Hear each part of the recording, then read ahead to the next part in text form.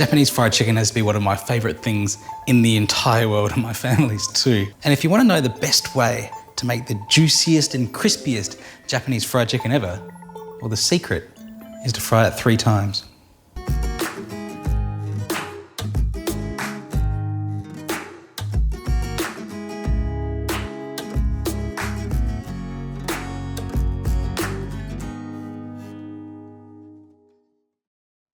All I've got is some chicken thigh fillets with the skin still on. I've also got drumettes and some wingtips that I just had in the fridge as well, so I'll show you how to do those because they are cooked slightly differently. And here are my other ingredients: some sugar, sake, some soy sauce, this is some grated ginger, potato flour, katakuriko in Japanese, but potato or sweet potato flour in English.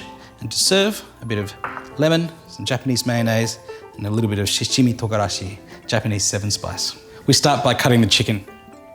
The thing with cutting chicken is people always cut it too small, but chicken is quite a large muscle and it's not as dense as beef or red meats are. So when you cook it, the muscle fibers tense up a lot and you lose a lot of the volume. So you need to cut it a little bit larger so they don't end up being these tiny little rubber bullets. An extended chicken thigh I'll probably cut only into about 4, maybe 5 pieces. Put these little drumettes and wingettes in there as well. Pinch of sugar just over the top. Some sake here as well. Bit of soy sauce. And for the ginger, I don't want to use all of the ginger because ginger can be quite fibrous. And all we need here is just the ginger flavor. So I'll take a spoon into my little bowl and just look at how much juice comes out of this when I squeeze it. I'm just going to use the juice, leave the solids behind. Just give all of that a good stir together. Now you can set that aside for about 10 minutes to marinate, but it doesn't actually matter all that much because adding the potato flour and dusting it in the potato flour is going to help stick that marinade to the outside. So rather than trying to get the marinade to penetrate into the meat, which really doesn't work very well at all, we're going to stick it to the outside. So even just a couple of minutes marinating is perfectly fine. And now I don't want to over flavor the actual flouring component of it. So I'm going to pull each individual piece of chicken out with some chopsticks and drop that into the flour so I get a light coating. I think making sure you haven't got too much marinade sticking to the chicken's a real key to karaage because you want to keep the covering kind of light. You don't want too much of that soy sauce flavor to go into the flour. Karaage is kind of this umbrella term for all these different types of fried foods, and if you start to get a more pronounced soy sauce flavor into the chicken, it actually becomes a dish called tatsutaage.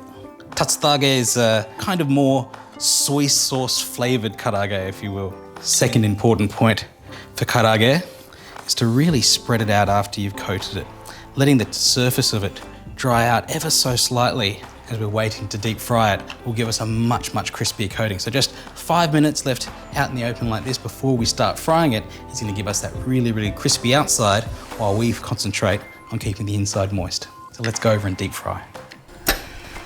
Here is a Japanese style deep frying pot. You can see first it's very wide at the top and that's really good. So you don't have to really have things going down too far into the oil. I've also got a rack that kind of covers half of the surface area of the oil, and that's important too because that tells me if I can fill up this open side, I've still got plenty of oil left being heated so that I'm not cooling the oil down too much. So a good rule of thumb is to only fry in kind of half of the size of your pot.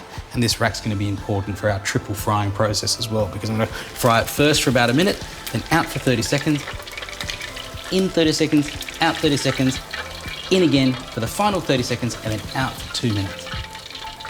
Every time I go in and out of the oil, it's getting much, much darker and much more delicious on the outside there. That's part of the sugar also giving us a bit of caramelization on the outside. But also, if I give it a little squeeze with my chopsticks, you can see how juicy it is still inside there, and that's so important. That's the secret to this triple fried process. Now, I've only got the drumettes and the wingettes left, and because they're on the bone, they're gonna take slightly longer than just my 1 minute, 30 seconds, 30 seconds. So I'm gonna change it up just slightly for those bone-in pieces to 1 minute, 1 minute and 30 seconds, and it should be perfect both on the outside and the inside. Now, how good does this look? And the thing is, like, even though these have been nicely deep fried and they're really nice and crispy on the outside, if I give it just a little squeeze, you can just see how tender it is on the inside here.